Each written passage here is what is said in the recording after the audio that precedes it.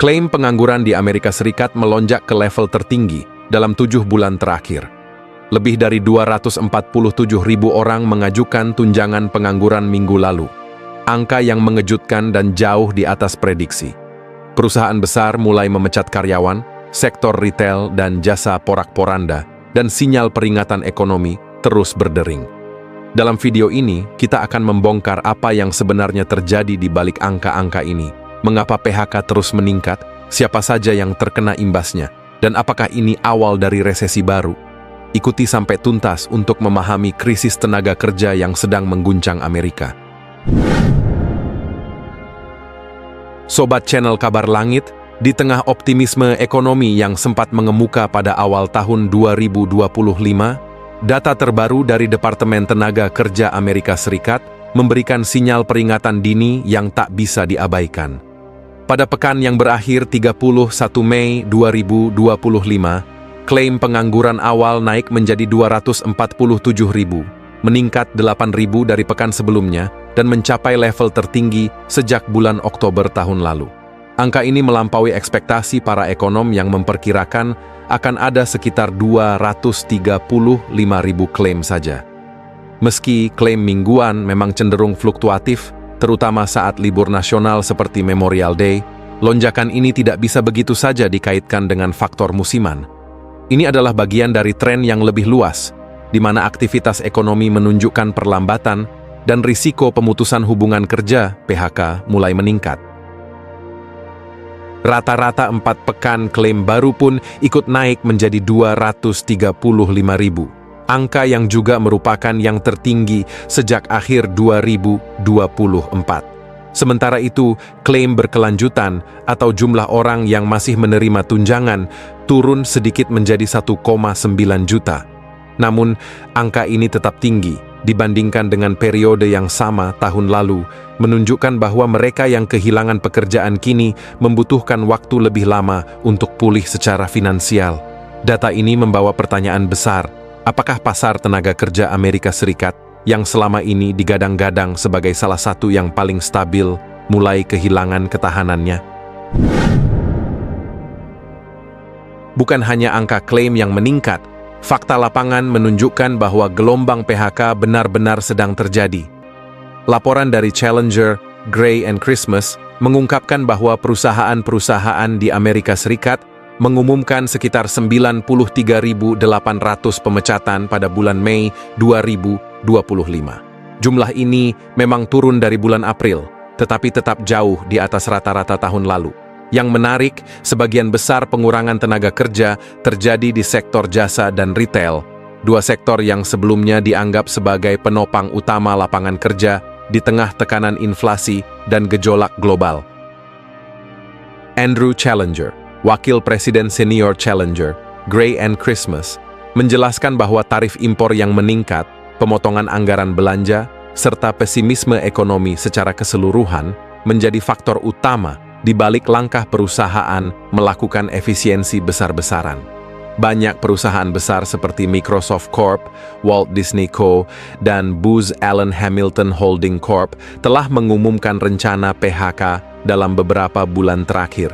Langkah ini bukan sekadar upaya mengurangi biaya operasional semata, tetapi juga refleksi dari perubahan strategi bisnis di tengah ketidakpastian makroekonomi. Apa yang terjadi bukan lagi sekadar perubahan struktural internal perusahaan, melainkan respons kolektif terhadap tekanan eksternal yang semakin nyata. Jika kita melihat lebih jauh, penyebab utama meningkatnya PHK di Amerika Serikat tidak bisa dilepaskan dari kebijakan proteksionis yang kembali menguat.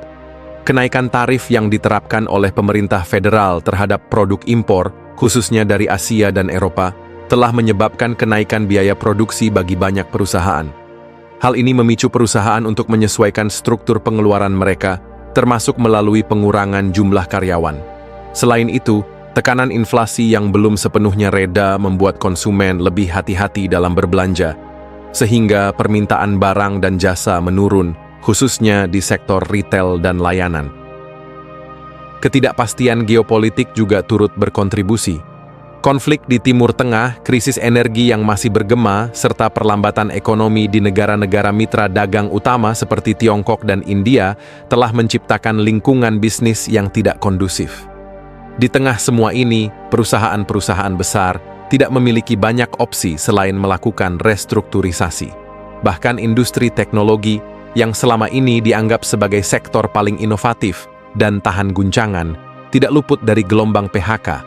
Microsoft, misalnya, baru-baru ini mengumumkan pemangkasan ribuan posisi sebagai bagian dari strategi penyederhanaan organisasi yang bertujuan untuk meningkatkan efisiensi operasional.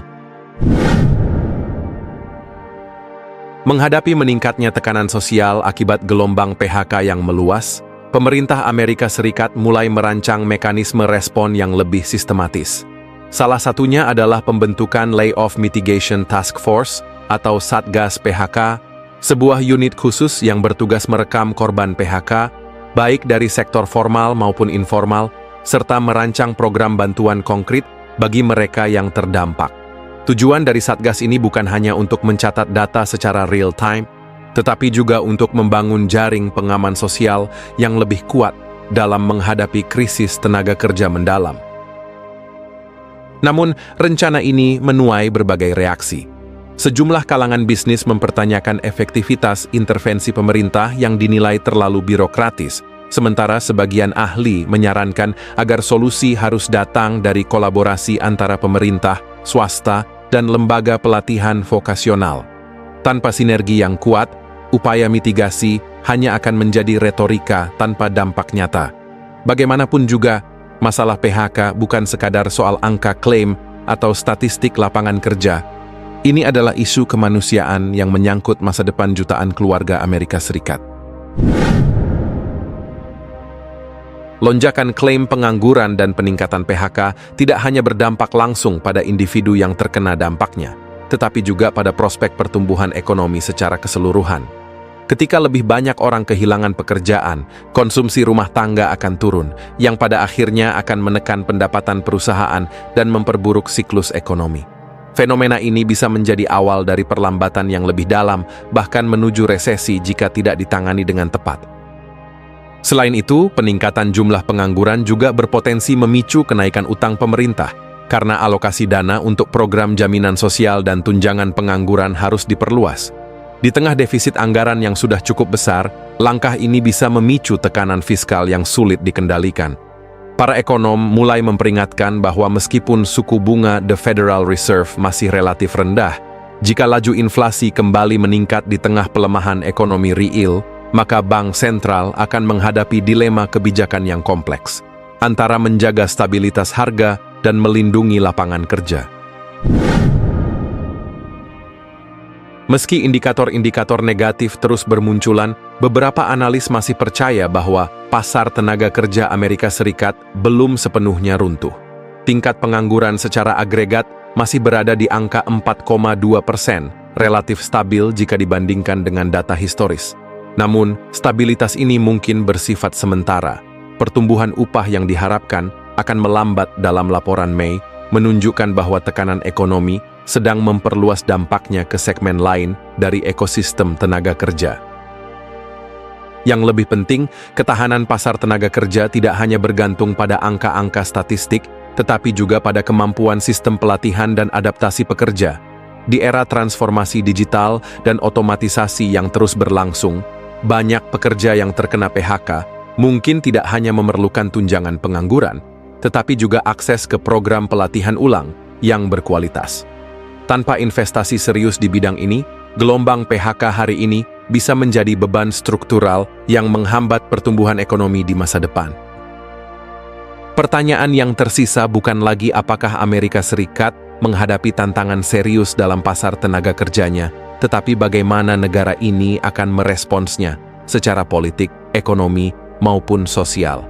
Apakah ini akan menjadi titik balik untuk reformasi sistem tenaga kerja yang lebih inklusif dan adaptif, atau justru menjadi awal dari stagnasi panjang yang sulit dihindari? Jawaban atas pertanyaan ini akan menentukan arah masa depan ekonomi Amerika Serikat dan masyarakatnya.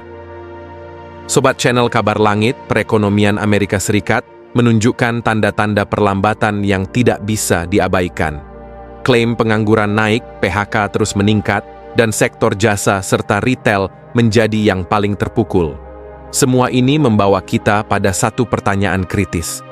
Jika gelombang PHK terus berlanjut, apakah sistem jaminan sosial dan pasar tenaga kerja Amerika Serikat masih mampu menopang jutaan pekerja yang kehilangan penghasilan? Anda sebagai penonton, apa pendapat Anda? Apakah ini hanya perbaikan struktural biasa atau awal dari krisis ekonomi yang lebih dalam? Jangan ragu untuk tinggalkan komentar dan bagikan pandangan Anda. Sampai jumpa di video berikutnya.